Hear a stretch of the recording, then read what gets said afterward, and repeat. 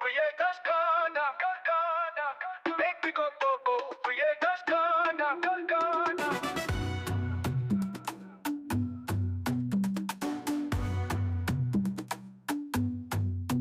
make we go, creators corner.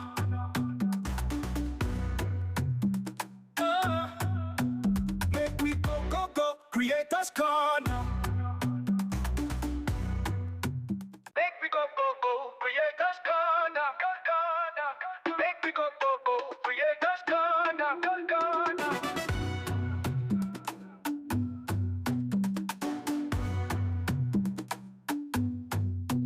make we go, creators corner.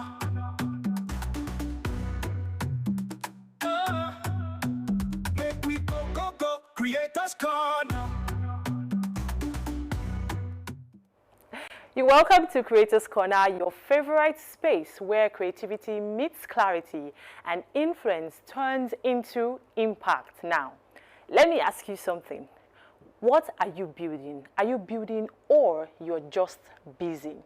Because a lot of creatives today are posting, showing up, chasing trends, but when it comes to the real decisions about growth, their money, their direction, they are silent. And that is the difference. I am your host, Julia Anthony, and if you're a creator trying to figure out the next level, this is exactly where you are supposed to be. Because in today's episode, we're talking about scaling as a creator. How to move from just being present in the space to becoming a decision maker in your own career. We'll be breaking it down, what it takes to grow and how, to think beyond content, how to start positioning yourself for influence, income, and long-term success. Trust me, this is a conversation you do not want to miss. It is time for Creator News.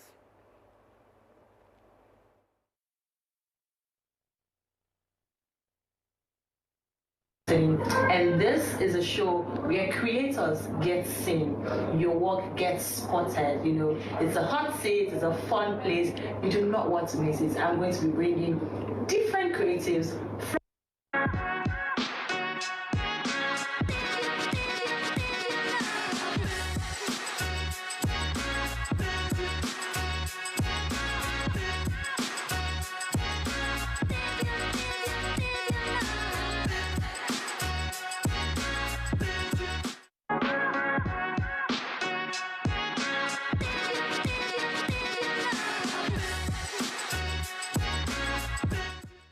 On today's episode of Creator News, right now there's a growing shift both in Nigeria and globally. Brands are moving away from just influencer marketing to creator-led businesses, and we're seeing more creators launching their products, owning communities, and becoming partners in brands, not just the faces of campaigns anymore. Even here in Nigeria, more creators are securing equity deals, long-term ambassador roles, and building personal brands that goes way beyond social media. Globally, platforms are also prioritizing creators who can convert, not just entertain, meaning if you can drive sales, build trust, and influence decisions, you are more valuable than ever. So here's the real question. Are you building an audience or are you building leverage? We'll go on a break right now, and when we come back, we'll go into our segments of hot takes, Q&As, and social scene. I'll be back shortly.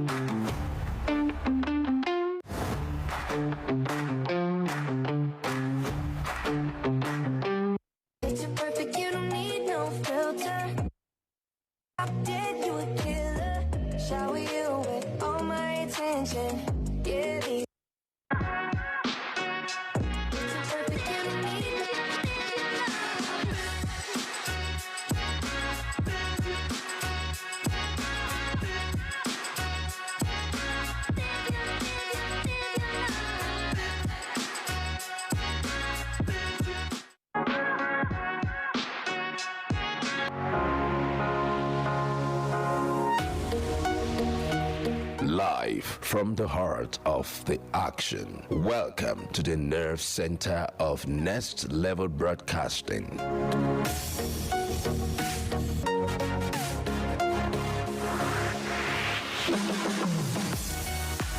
This is the OB van, where the studio meets the street. Equipped with cutting-edge cameras, crystal clear audio, real-time switching, and broadcast control, we don't just capture moments, we deliver the experience live. Anywhere, anytime, from stadiums to red carpets, breaking news to buzzing festivals, weddings, birthdays, and all sorts of ceremonies. We bring the world to your screen in real time. It's not just a van, it's a complete mobile production house, a command center, a broadcast beast. This is more than a broadcast. This is the OB van difference. Live, loud, limitless.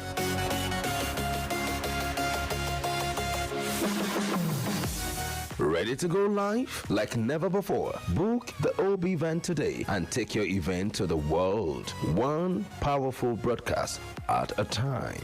To book, call 0705 506 1061 or 0916 101 1061. Email marketing@dominion.org.ng or visit our socials on Instagram @Dominion Broadcast. Dominion Broadcast, your channel of choice.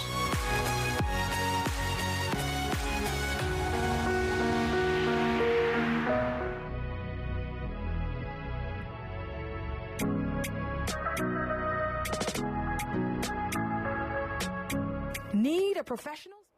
So right before we go into the hot takes and other segments, let me introduce my guest because we'll be doing it together. Today's conversation is about to go deeper because I am joined by someone who doesn't just understand content. She understands growth, strategy, and skill. I am joined by Ese Udubra, a marketing strategist, growth expert, and an author of Scaling Your Career, the marketing guide from UGC creator to marketing decision maker. And she has built a powerful career at the intersection of content, strategy, and business, working across industries like food, beauty, fintech, and currently she drives user acquisition and growth at a multi-million dollar fintech company, with over 450,000 users across Africa. That's a wonderful one. Hi, Ese. Hi. I almost did not believe who you were introducing as someone. I was like, okay. It's you. And then I remember, okay, that's so bad. How are you doing? I'm fine. Thank you for having You look me. so good. Thank you. Oh my God, seeing you just like, Then is it? We'll come back to that. Okay, so we're going to quickly do our hot takes before we go into our conversation for today. So I have questions from people that, we're talking about scaling, and creators have questions, like they want you to answer some questions, they want to know some things, because content creation is easy for some people, but for other people, it takes a lot. So yes, we'll do our hot take first, and today it is, do most creators actually want to scale, or are they just chasing viral moments? Because real growth demands structure, discipline, and uncomfortable decisions. So do you think that most creators, what they're doing is because they want to scale, or do you think they're just doing it because, they're just hopping on trends and they just want to make their name stay on people's lips? Yeah, I definitely believe on the latter, because a lot of creators, and no shade to anyone, to be honest, a lot of people went into content creation as a form of not wanting to do the hard work, and then getting into the space and realizing, there's admin, yes, there's finance, there's communications, there's bookkeeping, there's a lot of branches to content creation. Then you see them struggling, especially with their identity and not positioning themselves as brands, but just regular content creators. So you even see how that shows in the quality of the work that they do, the type of relationships that they build or refuse to build in some cases with brands. So yeah, I definitely feel like a lot of creators now are not approaching content creation with a business mindset. Yeah.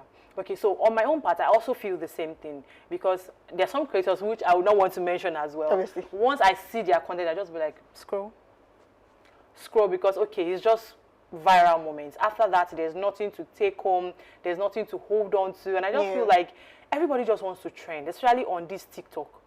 You want to grow. Like, everybody, let's just see the numbers. The value is now taken out of it. I think it's only on Instagram and maybe Twitter that way. I actually have a very different like opinion to that. I feel like Instagram is even more fake. Well, yes, I feel like Instagram is even more fake, especially because a lot of people throw around words like I'm a brand, positioning myself, while that pressure is off on TikTok. So on TikTok, you're able to see you're able to understand a person's mindset. You're able to hear their thoughts in a sense because people are not coming on TikTok polished. They're coming on TikTok as themselves. So if you're following a person, there must be a reason why You're following a them. person. Because on TikTok, you can't be doing aesthetics, right? It's only so long you can, because there's no feed that you're trying to build.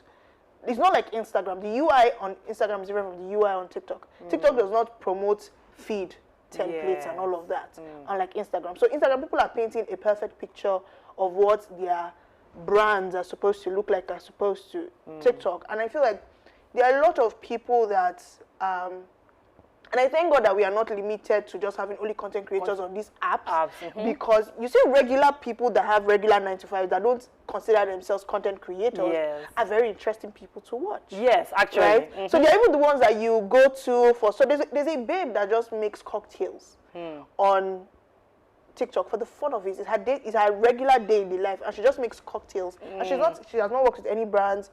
I binge her content. Are you serious? I binge her content. So I definitely do believe that if there's any place where I feel like we're getting it even wrong, is on Instagram and not TikTok. I feel like, and the algorithm actually promotes this vanity. So I don't blame people. People are really just trying to dance to the rhythm of these apps that they are on and see. And to be honest, everybody's guessing. Because most people are like, oh, there's a strategy. Really, Yes. there's no. That strategy thing. I work in group. Like, it's not like that. It's really God not should like help that. us. I think I should use TikTok more. Yes, you should use TikTok because more. I'm more of an Instagram person. You go and not faster because I on just want TikTok, to like actually. pose and do I just feel like Instagram is just you communicate what you want to say. I feel like TikTok is a lot. Yeah, I was still discussing that, so I feel like it's a lot. But it's more of an adaptability problem as opposed to the UI of the application. As for someone that just wants to do a thing and leave, I think TikTok is hard for me. But yeah, I would definitely try and use TikTok more. So that will be all on our hot take, and we'll go quick to the Q&A sessions because now we have switched up things, and people want to ask questions, they want to know things. So yes, the first question we have today is, my name is Fumi, and I'm a content creator, and brands reach out, but they always want free or very low paid collaboration. Should I accept it or wait for exposure, or keep waiting for better deals? Should she accept it because at least it's to give her exposure, or she should keep waiting? What do you think? I believe there's a time for everything. When you're starting as a creator, especially when you don't have a portfolio to show like proof of work, I feel like it's very important to leverage on those type of partnerships. So first of all, you are building equity. Some brands, they're already broken, to be honest, and they will not call you back even after you do the free job. But I believe strongly that there's a way you can build a relationship with a brand that you'll be top of mind. And it's not just saying it is, okay, I'm doing this with you because we're both taking a bet on ourselves for this first partnership. If this works out for us, I would like for us to revise this collaboration and see how we can benefit both of us, right? So in the early days, when I first started as a content creator, I did a lot of free stuff. For the most part, for the first year of creating content as a content creator was all free. Yes. And gifted collaboration. As it should be, and I don't regret that, because it was a content I did for free that got me a paid collaboration with Google, right, in 2024. And I think it's very important that we look at it as an opportunity to grow and don't feel like you're being taken advantage of. Of course, like there's certain levels you get to, and you also weigh what is being given to you. is this worth my time? Yes. And there's some products that they give to you that are actually way more expensive than your actual rates. So you also balance the scale, like, is this valuable to me? Because for a year, 2024, I didn't buy skincare at all. I didn't use my money to buy skincare. So that takes a huge chunk out of my monthly maintenance. Of course. So to me, that is value for me. If I'm working with this brand, I know that, okay, in the month of March, April, May, I'm not buying skincare. Let's go. Do you understand? Yes. And I know how much that would cost me if I had to pay out of the pocket. pocket. So it's understanding at the end of the day, understanding what is valuable to you, and don't take another person's idea of value to be your own. Your own, yeah. Do you understand? Because a lot of people will tell you, oh, don't take it, oh, it's low budget. Exactly. Oh, it's this one. Oh. At the end of the day, what works for you, right? Yes. What works for you? I can be someone that wants a staycation, Yes. and a brand is offering me 2 nights staycation, and they want to give me lunch during my stay. Staycation. A bigger influencer might say, oh, no, you would have to pay me still. Yes. You get, but I'm a tired mother that wants a vacation. I need a staycation. And if I I'm was going to take, grab it. you know, if I was to take this out of pocket, it would mean that some money has gone down somewhere. Of course. So this already helps me sort out a need, Yes. helps me save money, and I'm also able to build my portfolio. So at the end of the day, it's just recognizing what is value to you. Yes, yes. So just like you've heard SA say, I say this as well. If you are just starting, do not be in a rush to do what others are doing. Yes, very important. Take the step and not the lift. Do it bit by bit. You're going to get there. Everyone that you have seen, I don't know, maybe other people, it didn't happen to them like that. But for most people that I know, they had to take the step. A little progress, you know, everybody didn't just jump at it and say, oh, I'm big today. So yes, please go ahead and take it. You keep growing from there, and then you can now say, oh, okay, like she said, revise the whole brand thing and tell them that, oh, you have to pay me, and then you just grow. Before you know it, if you even deliver more than their expectation, You'll be top of mind. yes. Once they think of anything, you come straight to their mind that, oh, let us give Funmi this work. So please do that. So on number 2, I've watched so many videos on storytelling hooks, even attended conferences of some coaches, and I've been doing every single thing consistently for months, but my growth is slow. At what point do I pivot or change my content strategy without feeling like I failed? Okay, so this is not a one-size-fits-all. Yes. Because niches are also to be considered in situations like this. So it also depends on what your niche is. Before starting content creation, I looked for creators that were doing what I wanted to do. And what was the trajectory of their growth? What did that look like for them? So motherhood, because I was doing a lot of motherhood content. So the likes of Sisi Emi and all of that, Yes. what was the trajectory for those people, right? I think it's also recognizing there are some parts that are familiar patterns. Yes. That you can say, okay, this person in my niche was doing this in 2000 and something. Now they're currently doing this. What worked for them at that time? Experiment. Never be scared to experiment, because I know a lot of the times we want to come out of our comfort zone, and we don't want to come out of our comfort zone, and try new things. Pivoting sometimes might not be the answer. It is recognizing what currently works for you and your industry, right? I don't think there's any niche that doesn't have existing people that are successful there. They have a So lot. it's to check the people that are already, sorry, it's to check the people that are already successful in that niche, Yes. and see what they're doing, right? And how can you make this sound like you? It's very important, because there's a way you can attend all these conferences, you're spending so much money on tools and all of that, Yes. and it's looking like you're not growing. But what I also realized that people can tell when you're trying too hard. If you're trying too hard on social media, people can tell when it's being forced. Whether you like it or not, human beings at the end of the day have thinking faculty. Yes. Because they can tell when this one is just trying to be an influencer so bad. Do you get?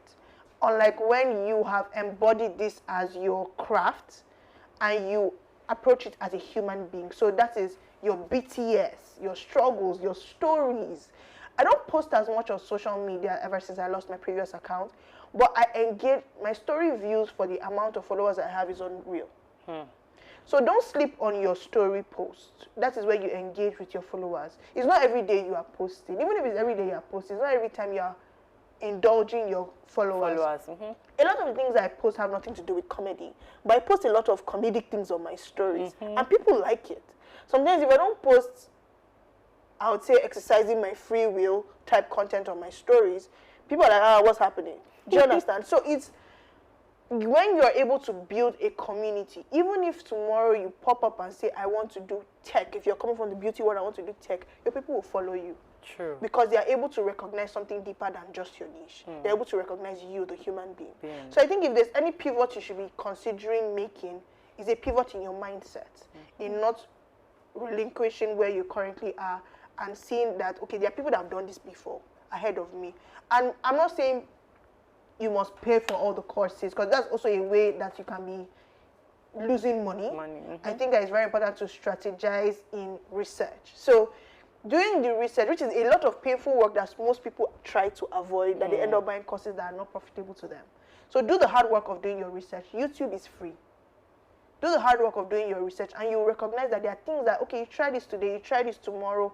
Okay, this person that does food content, this is how she doesn't use ring lights, she only uses natural lights. And so her food looks better. Why don't you try that? Because your light is casting shadow on your food and it's making it look like low quality. So all those little things that you can tweak here and there will elevate your content. And to be honest, it's really no cost will tell you that. It's you just trying and experimenting. So yeah, I don't think that you should make a quick pivot. I think you should test and try a couple things first and see how that goes. Okay, yes. So I'm going to go with her as well. Please do just that. And she said something about her story. And to be honest, it's true. There was a particular day that I tried that, like being, not like I'm not human on Instagram. I think when I started my Instagram, I just wanted to show a brand, someone building something. So I'm mostly just professional on it. But on my story one day, I don't know what happened. I don't know what mood I was. I just started to post about my day randomly, playfully. And the views, I was like, wait, what is going on?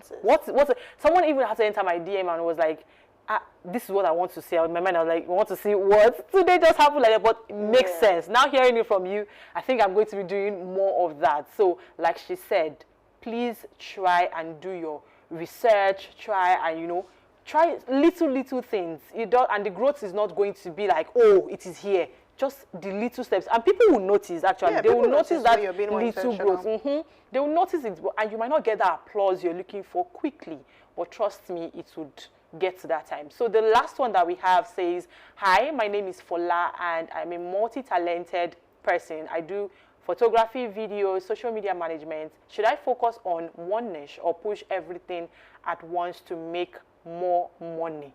Yes, please. Please. Don't niche them. As a multifaceted creative, there is sometimes I ask myself, like, what am I even doing? Like, what am I doing? Because every day there's a new idea that you want to execute and all of that. But I tell you this, that all your skills are very relevant in the coming years, and you have no idea how they're going to come into play. So you're doing videography, you're doing photography, you're doing social media. Those are things that you're really good at. You can create tiers or services for this and make money. Yes. You can create a custom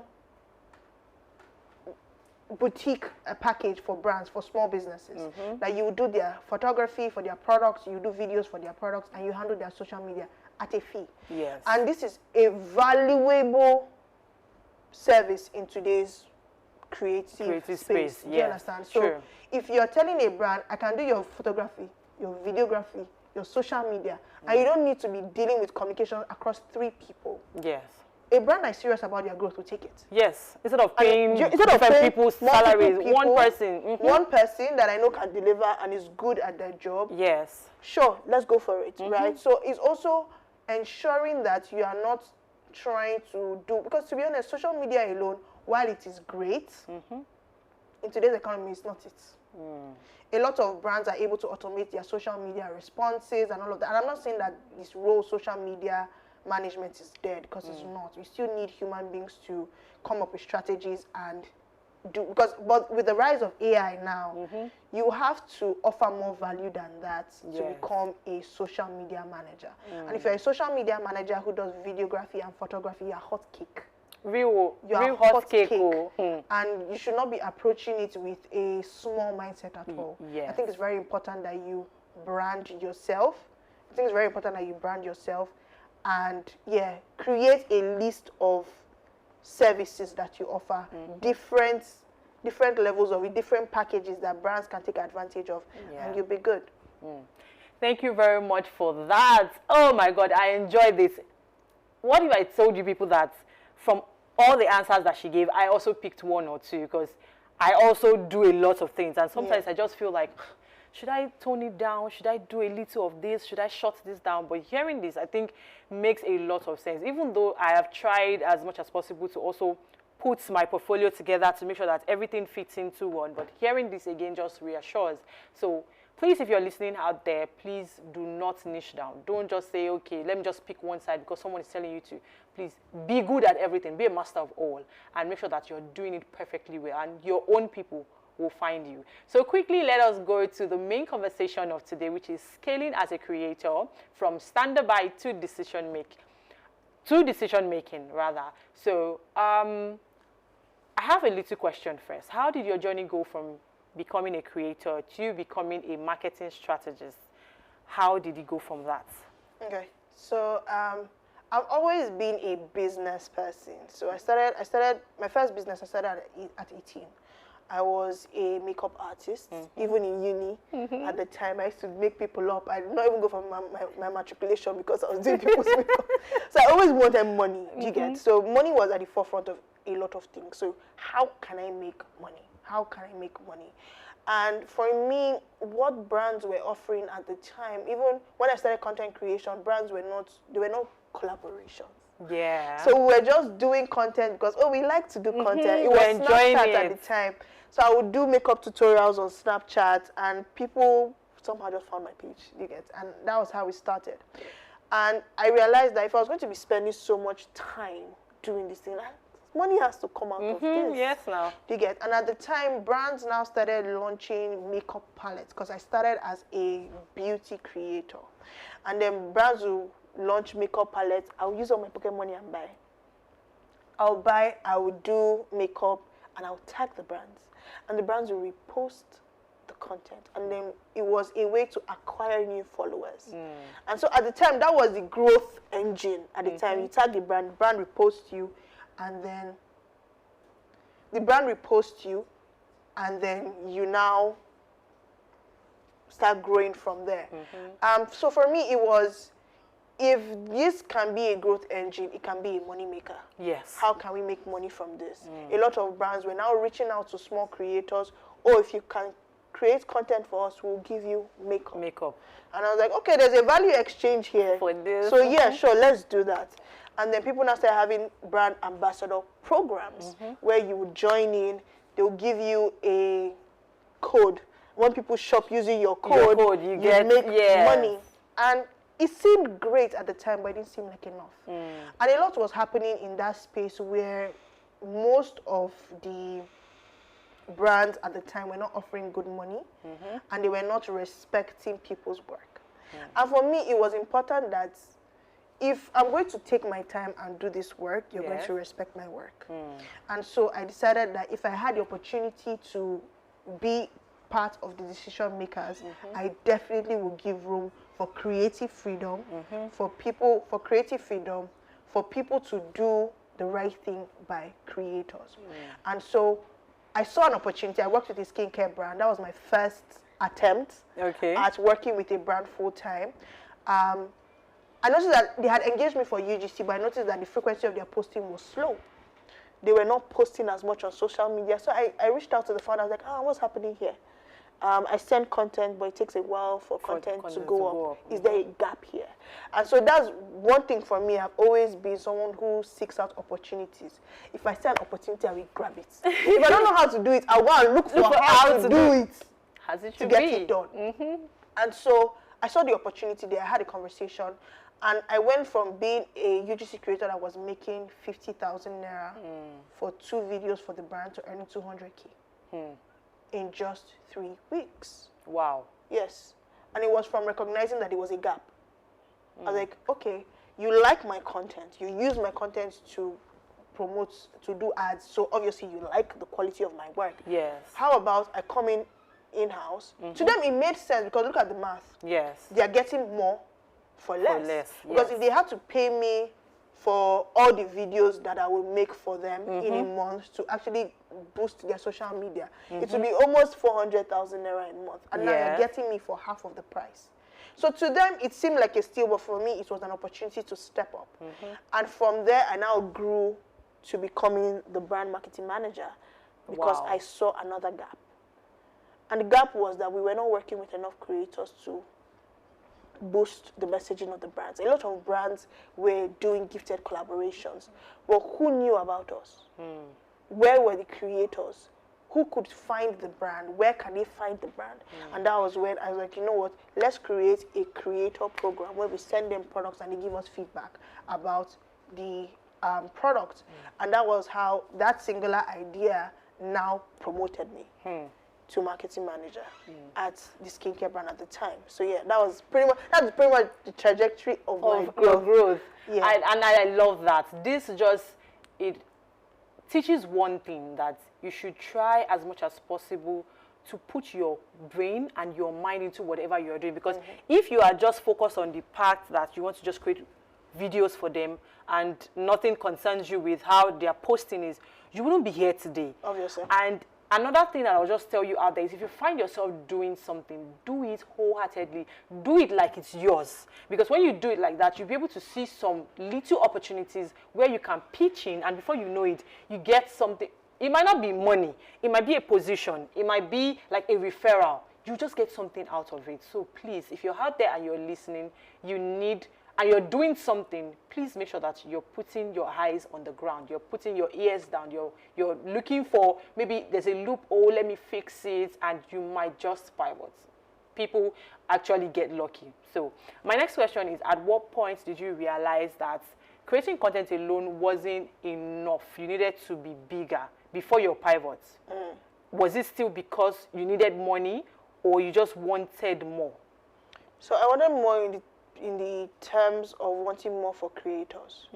So it was the only person that is going to have empathy towards the content creators in this our space of marketing had to be someone who was a creative herself. Had to be someone who understood the craft. Because there's some people that are very business savvy, Yes. but creation-wise, it's like, is it not just videos? Do you understand? So they undermine the work that goes into it. So I wanted to approach influencer marketing from a place of someone who understands the struggle. Yeah. And so it was the hunger that, okay, how can I climb to the top to make sure that if I'm working with influencers, they are getting the best deals, but also protecting the brands that I'm working with, also protecting the commitment that we are making to growth, do you get, an ROI on whatever influencer we're working with. It was very important to me. So I think how I was able to flesh that out was actually when I moved. So I had made the pivot from beauty to tech. And it was not an easy transition because they're like completely different industries. Of course. But I was able to handle bigger budgets and work with influencers of like bigger scales. So when I was in the beauty sector, we were working with nano, micro influencers. But now I was working with mega influencers with millions of followers, handling bigger budgets. And so the decisions could not be made lightly. Yes. It was more intentional. But remember that it was because I have been charged with smaller responsibilities before that they could Yes. trust me with the bigger these ones. kind of big opportunities. And so for me, it was, if I was going to grow in this space, I would want to put creators in good standing, in good light. And as much as, and I'm not going to lie, it's not been easy because some creators are very difficult to work with. And I've had to do a lot of mediating, communications.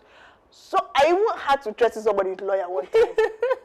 And to be honest, I'm unashamed about it. I will threaten with lawyer again. Because people move funny. Yeah. They forget that it's a human being at the other side. And I know that you want to make your money. I'm here for you to make money. But I'm not your enemy. Yes. And a lot of creators get defensive. And so that's where I'm like, I can empathize with you. Yes. And that's why I will take my time to walk you through. You know, they say this person can talk you through it. I will talk you through the process so you're comfortable Do you understand? So yeah, that was it for me. I really wanted creators to have the best opportunities and stop being paid scraps.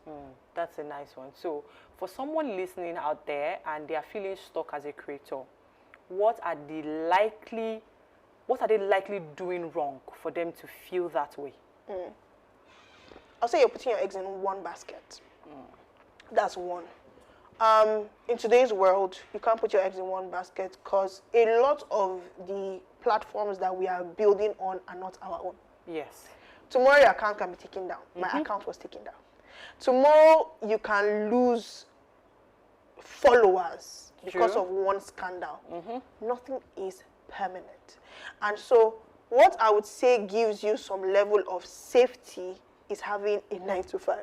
A lot of people would say, Exactly. no. But guess what? If you have a 9-to-5, here's what that does for you. It gives you freedom on both ends. If you're making money as a creator, you're making money from your 9-to-5. If one does not work, there's one. If one is moving funny, there's one to keep you afloat. Do you understand? But excuse me, Yeah. but people are doing the opposite. They're leaving their 9-to-5 to be a content creator. So I don't think that is wise. I don't think that is wise. If you were in America where you could make money off of, maybe TikTok is paying you, Yes. Facebook is paying you, but then the amount of work you'd have to do to make that dime, Honestly. you'd have to go viral multiple times to make that dough. Yes. And in Nigeria, attention span is short. While you are doing Very something, short. there's one breakout in Kachamfang. While you are trying to blow or become a viral moment, there are buses that are not available for people to transport. You understand? Honestly. So you need to also recognize where you are at Yes. and what is feasible so that you're not a frustrated human being. Because if you were living based off of content creation alone, a lot of creators will go online and say, oh, I'm a full-time content creator. It's a lie. And I say this is a lie because a lot of the time, those people are consulting for brands. Of course. They are creating strategy for They're brands. writing books. They are writing ebooks that you are buying. Exactly. Do you understand? They are helping brands to scale. Some of them are on their ambassador programs. Of course. So while they are telling you, they are, to be fair, they are full-time They are. creators, but they don't just work for themselves. And that's the clause that they leave out. Having people wishfully thinking to leave, don't leave your 9-to-5. The only reason why I would advise anybody to leave their 9-to-5 is if you have gotten so big to a level that this thing can no longer accommodate my life. Then I'll say sure. Then you are making a sensible decision. Yeah. But if it's coming from a place of I want to focus on content I want to focus on content creation and make so much money, Hey. you are going to be broke. You're going to be poor. So please, let's not do that. You heard it from her, not me. Oh. You are going to be poor if you leave your 9-to-5 and say you want to focus on content creation without building first. You are going to be poor. So quickly, do you think the creator economy is actually fair, or are some creators just lucky? Because let's be honest, some creators are overpaid for what they bring to the table. And if you had to say it plainly, what is one hard truth about, I'm putting two things together now, what is one hard truth about content creators that nobody likes to hear? You have low self-esteem. Yes. So a lot of the time, people charge based off of how they feel about themselves. And you even see the outrageous prices. I remember one babe billed me $2,000 and I told her we should collect $300. And guess what? She took $250. Now, it's really about, first of all, who is at the other end of the conversation. Yes. Some marketing managers have low self-esteem too, because they are too starstruck by the creator that they are speaking with. Exactly. And then they fold. But forgetting that you have a strategy plan, you have ROI to report to your head office. Exactly. So there's limits to how you can be farming a creator and then you go straight to business. A lot of other creators as well price themselves out of the market. So where you find the balance is be honest with yourself. Where am I at? If I bring a product to my audience, and that's why I tell a lot of creators, get a code, a sign-up code. If it's an app that you're promoting, get a sign-up code that the brand can track to give you data on how many people Actually, downloaded the app using your code. That helps you test your influence. If you do not have that kind of influence, I would advise you to go and check your numbers. Do you understand? Except you're doing UGC. And there's Yes. a standard rate for UGC. Do you understand? 100K and above. But if you're doing influencer marketing, it's important that you are testing your influence. Yes. How many people bought XYZ product from a post you made? It's not by saying, oh, I have 1,000 followers. What's the return on investment in working with you? I worked with creators that felt like pouring water inside baskets. You'll see 1,000, 20,000, 13,000 views on their post. The day they post your content is 2,000 views. There's a disconnect. And it's not because there's a poor brand fit. It's mostly because a lot of influencers don't treat paid, especially even when you give them creative freedom, they don't treat paid collaborations as they should. They feel, first of all, some people overthink it, and then they do content so abstract from their regular content that their followers enjoy that it falls flat. And that's why also having that business acumen to treat your content as products. So if I'm putting out this product, how am I sure that this product will sell?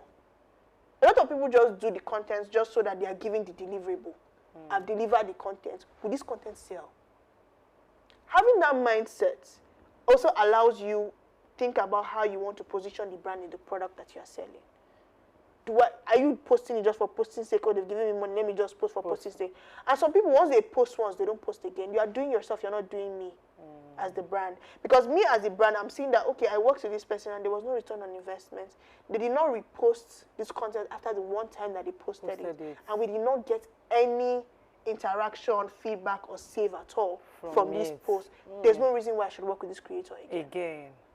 So a lot of people just do it one time and they're like, oh, I've done it and that's it. No. What's the reward value? How many times did you repost that thing? How many times did you share your own referral code? Do you understand? For people to use this product. Because if they share their referral code, you can reach out to the brand and say, oh, I shared my referral code.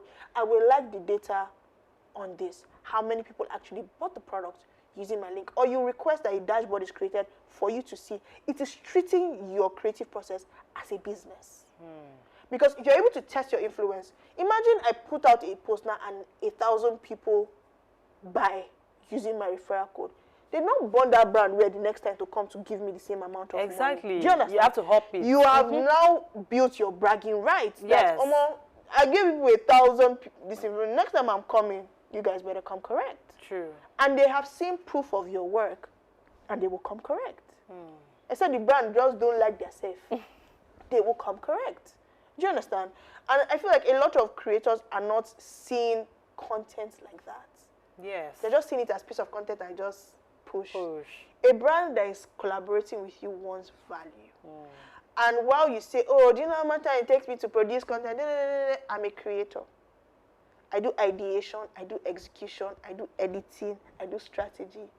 It's a lot of work, but it's work that can be done in 24 hours. So let's be honest. There's no content except you are traveling abroad that will require you to fly 18 hours, there's layover, and that you cannot produce in 24 hours. So if you're even paying yourself per hour, let's be honest, how much will you pay yourself per hour for the work that you're putting in? So people don't break it down to like the working hours, the productivity, and all of that for them to be able to charge. You just charge based off, oh, Aliyah, how much are you charging for content? I'm charging 400K. You too, you're charging 400K. Aliyah's audience, how do they respond to her content? How do your audience respond to your own content? And it's also the thing of, oh, you saw your friend working with this brand, you want to work with this brand. What is the guarantee that your audience cares about this brand? Do you understand? Because I remember one time, I really, really thought I was building a community of moms, but I wasn't. I had a bunch of young people that liked to see a young person raise a child and was figuring it out, being clueless. So it wasn't even moms I was relating to. It was younger people. And so when I would collaborate with brands for children's stuff, they will not patronize. They won't patronize. So when it now came to lifestyle products that they could use in their day-to-day, I remember one game I'd worked with, I don't know if I can mention the name. Yeah, I remember one game I had worked with, and they just gifted me the game. There was no money attached, and I was like, okay, cool.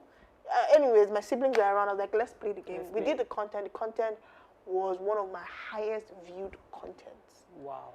4 people, 2 were not in Nigeria, bought the game, and the brand paid me because they saw return on Return on investment. investment. Do you understand? So brands are watching, they're paying attention. So a lot of times when you refuse to do things well because, oh, it's not paid, or you don't treat it as a business, you are losing money. And there are people watching. It might not even, the brand might not even rate you, but somebody will see the way you carry this brand and because of recommend that, you. yes. And that was how I got my job, my current job. It was the way they had seen me carry Another the brand. previous brand on my head. I used to carry bags of the product to church.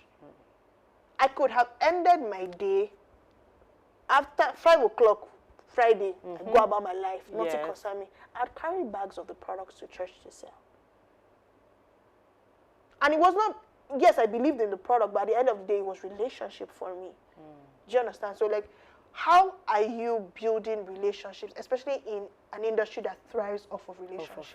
So, yeah. In fact, I do not want to end this segment again. I don't want to go because I'm enjoying it and I'm learning. Honestly, this episode, I didn't even see it coming, but I love this. And honestly, I might actually just bring you for a part 2.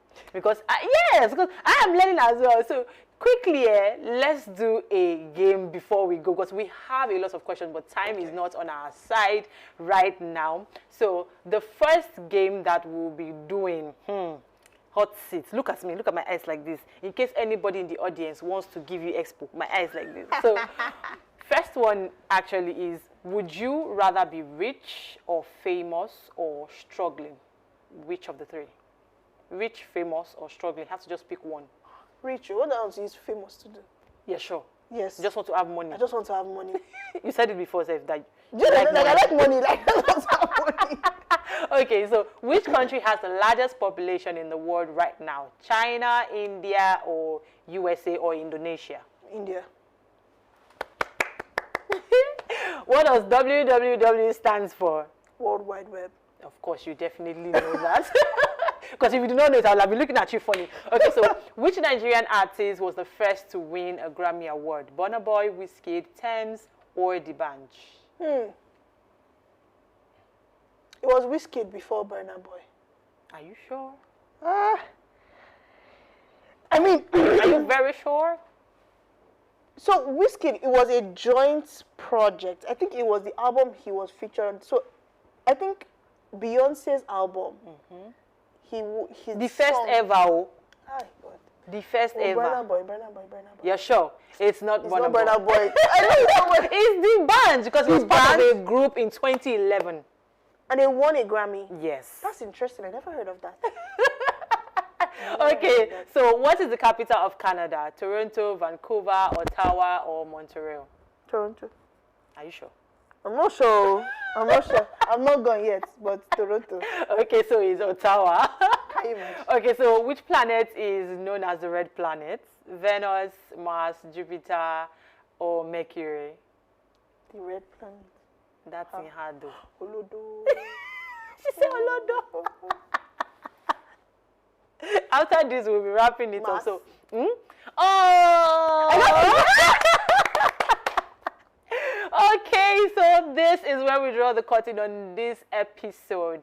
If you do not watch this episode, I'm sorry, you are going to lose a lot, because honestly, you should listen to Essay Talk. Everything we've said here is nothing but the truth, because I also have some things that I picked from it, like a lot, Seth, that I picked from it. So for today's word of the week, we're talking about ownership.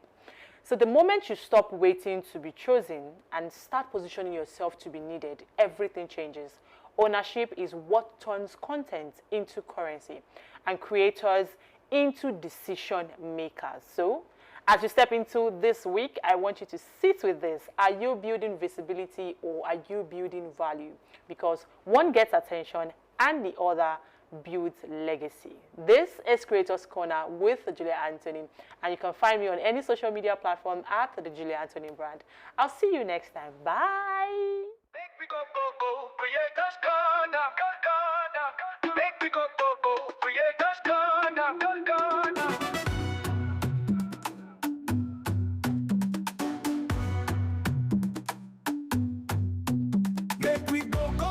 Creators Corner.